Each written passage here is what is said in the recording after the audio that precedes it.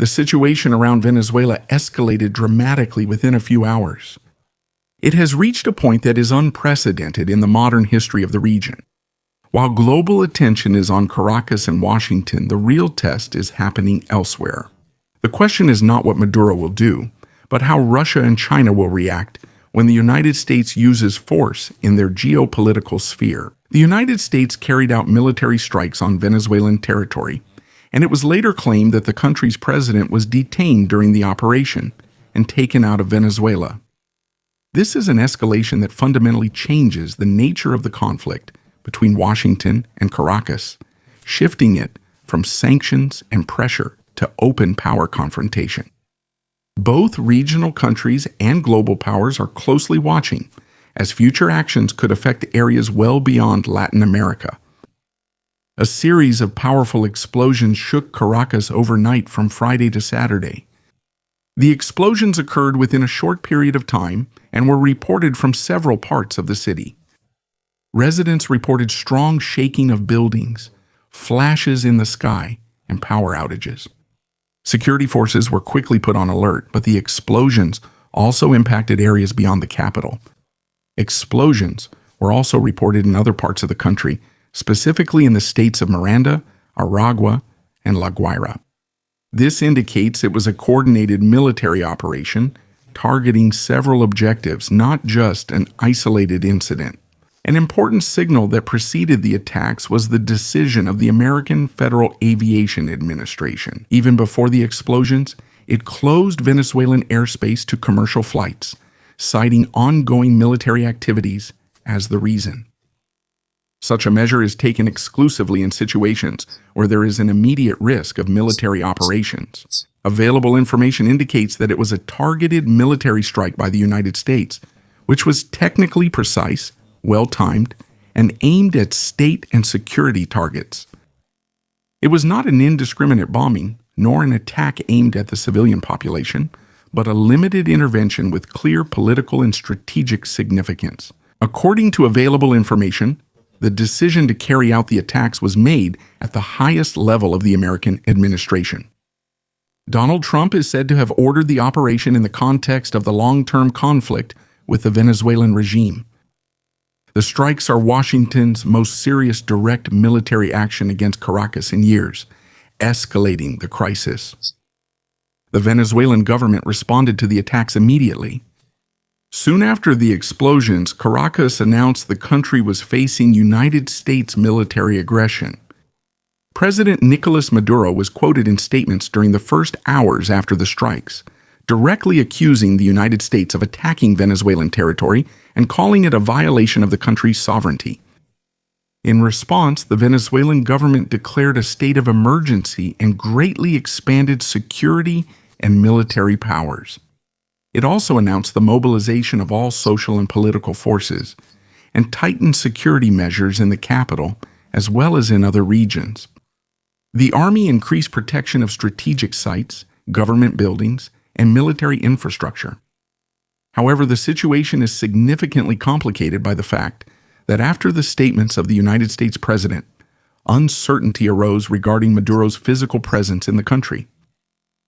After Donald Trump claimed that the Venezuelan president was detained during the operation and taken out of the country along with his wife, Caracas has not yet provided a clear and unequivocal confirmation of his current status.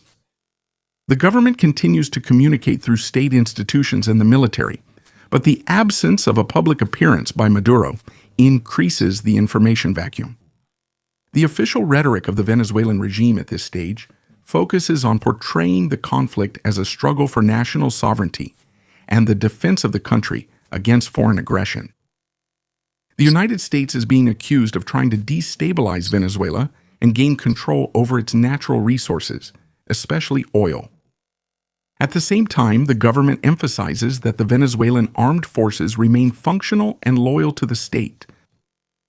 Despite the heated rhetoric, there have been no actions so far that would indicate an immediate military retaliation from Venezuela. At this stage, the regime is focusing on internal control of the situation, consolidating power, and trying to shift the conflict to a diplomatic and international level. A major factor in future developments is whether Caracas can clearly confirm the continuity of the country's leadership. The escalation between the United States and Venezuela immediately raised the question of how other global actors, especially Russia and China, which are among the most important partners of the government in Caracas, will respond. Both countries have long criticized American pressure on Venezuela. Their intervention options are very limited. Russia, for example, is Venezuela's main military partner. Moscow has supplied Caracas with extensive military equipment in recent years, especially S-300VM air defense systems, shorter-range Buk-M2, and Panzer S-1 systems Su-30 Mark, 2 fighter jets, Mi-35, and Mi-17 attack and transport helicopters, small arms, ammunition, and radar systems. These deliveries have significantly strengthened Venezuela's ability to defend its airspace, and the regime in Caracas uses them as a basis for deterrence. At the same time, however, these are defensive capabilities intended for territorial defense, not for projecting power outside the country. Russia does not have any permanent military bases in Venezuela, no extensive logistical support, nor any combat units in a state of immediate readiness. There are also no indications of Russian naval or air forces moving toward the Caribbean on a scale that would allow direct involvement in a conflict with the United States. Thank you. Therefore, Moscow's actual response will primarily take place on a diplomatic and political level. Strong statements, pressure at the United Nations, and support for the Venezuelan narrative about a violation of sovereignty. China is taking an even more cautious stance.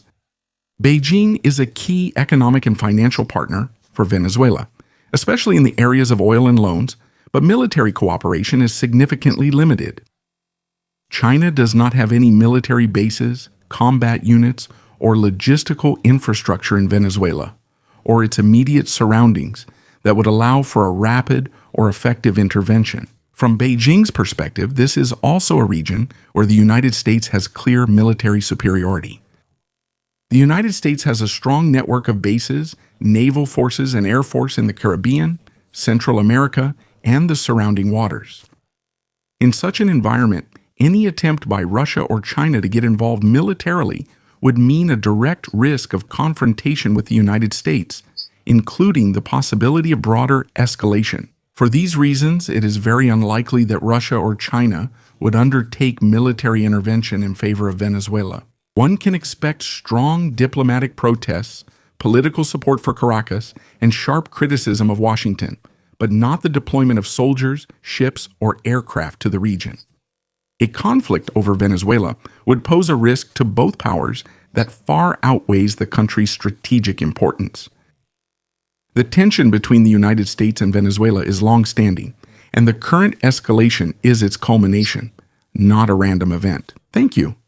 Since the late 1990s and the rise of the Chavista regime, Caracas has been a strong opponent of American influence in Latin America. This was followed by the nationalization of key sectors, a shift toward Russia and China, and the use of oil as a political tool. Washington imposed sanctions, isolated Venezuela diplomatically, and backed the opposition. Relations worsened after Nicolas Maduro took power. The United States questioned the election's legitimacy and imposed strict sanctions, mainly on the oil sector and financial system. In recent months, under the leadership of Donald Trump, this conflict has shifted from the economic and political level to the security level.